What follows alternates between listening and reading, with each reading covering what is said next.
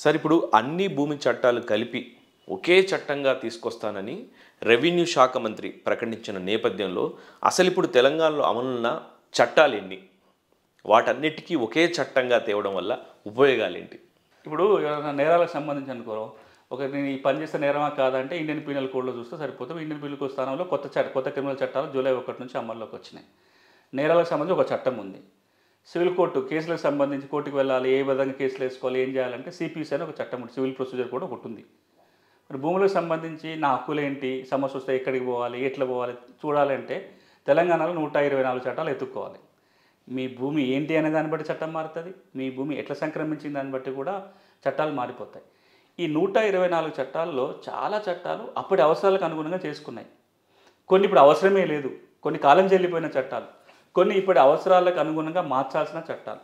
ఎప్పటి నుంచో నేను చెప్తూ వస్తున్న అంశం ఏంటంటే, భూమి చట్టాలలో గందరగోళాలు ఉండటం వల్ల సమస్యలు పెరుగుతాయి, ఉన్న సమస్యల పరిష్కారంలో ఇబ్బందులు ఏర్పడతాయి. ఇప్పుడు ఒక అంశం మీద సివిల్ కోర్టుకు అధికారం ఉందా, లేకపోతే రెవెన్యూ కోర్టుకు అధికారం ఉందా? ఒక సమస్య మీద తహసీల్దార్ పరిష్కరించాలా, ఆర్డీఓ చేయాలా?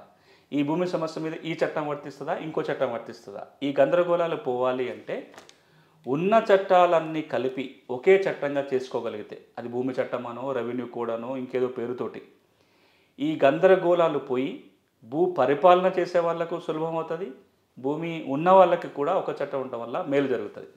ఇట్లాంటి ప్రయత్నాలు 2 సార్లు జరిగినాయి మన దగ్గర. ఒకటి 1999లో అప్పుడు ఒక ప్రభుత్వం ఉమ్మడి ఆంధ్రప్రదేశ్లో అన్ని చట్టాలు కలిపి ఒక చట్టం చేసే ప్రయత్నం జరిగి, ఆ మధ్యలోనే ప్రభుత్వాలు మారిపోయి దాన్ని ఇంకెవరు పట్టించుకోలే, అర్ధంతరంగా ఆ ప్రక్రియ ఆగిపోయింది. తెలంగాణ ఏర్పడిన తర్వాత కూడా అప్పటి ప్రభుత్వం భూ చట్టాలన్నింటినీ అధ్యయనం చేసి ఏ చట్టం ఉంచాలి, ఏ చట్టం మార్చుకోవాలి నివేదిక ఇవ్వమని మమ్మల్ని అడిగితే, నేను నల్సార్ తరపున రూరల్ డెవలప్మెంట్ ఇన్స్టిట్యూట్ తరపున ఒక నివేదిక ఇచ్చిన. అన్ని చట్టాలు కలుపుకొని ఒక చట్టం చేయండి అని, అలా ఒక సిఫారసు. కానీ అప్పుడు ఆ తర్వాత అది ముందుకెళ్ళలేదు. కానీ ఇప్పుడు ఒక సంతోషకరమైన విషయం ఏంటంటే, ఇప్పుడు రెవెన్యూ మంత్రి గారు అది వారు గుర్తించారు ఇది సమస్యగా. ఈ గందరగోళాలు పోవాలి, అది అందరికీ మంచి. ఒక చట్టం ఉండటం వల్ల అటు రెవెన్యూ డిపార్ట్మెంట్కి మంచిగా ఉంటుంది, రైతులకు మంచి జరుగుతుంది, రాష్ట్రంలో ఉన్న భూ యజమానులందరికీ మంచి జరుగుతుంది. రేపు పెట్టుబడులు ఆకర్షించాలన్నా, అభివృద్ధి జరగాలన్నా, మనం ఎకనామిక్గా ప్రోగ్రెస్ జరగాలన్నా రెవెన్యూ రికార్డులని సరిగ్గా నిర్వహణ చేసుకోవడం ఎంత కీలకమో, అన్ని చట్టాలు కలిపి ఒకే చట్టం ఉండటం అలాంటి అవసరమే. ఒకప్పుడు తెలంగాణకు అట్లనే ఉండే. 1907లో చేసుకున్న ల్యాండ్ రెవెన్యూ యాక్ట్ కానీ, 1950లో వచ్చిన land and tenancy act, agriculture land and tenancy act కానీ, ఇవే సగమగ చట్టాలు ఉండే. 2-3 చట్టాలు కాస్త ఈరోజు 124కి వెళ్ళిపోయినాం. ఇప్పుడు మళ్ళీ వెనక్కి వెళ్ళాలి. 124ని కాస్త ఒక్కటిగా చేసుకున్నట్లయితే మంచి జరుగుతుంది. పక్కనున్న రాష్ట్రాలు ఆ ప్రయత్నాల్లో ఉన్నాయి. మనం కూడా అది చేస్తే ఇప్పుడు నేను చెప్పిన మేళ్ళన్నీ జరుగుతాయి.